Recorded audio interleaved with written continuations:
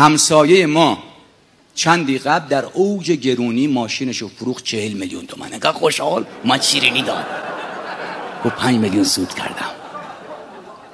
دیروز رفت 65 میلیون خریدم ماشین خودشو.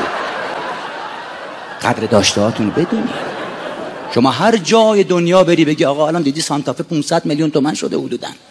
هر جای دنیا بری بگی آقا من یه ماشینو میخرم، دنیا میگه 18,000 دلار، من اینجا میخرم 60,000 دلار، میگن بیا برو پناهندگی بیا. میگن تو چطور 18,000 دلار 60,000؟ تو چقدر خوبی، تو بیا اما بخر. تو کشور ما باش برا ما بخر، خوب میخری تو. شما هر جای دنیا بری بگی من روزی 8 ساعت کار میکنم، ماهی 100 دلار میگیرم، دیگه پناهندگی نمیدن، با یه گلوله خلاصم میکنم. چی بگم دیگه؟ نگاشی تو احسان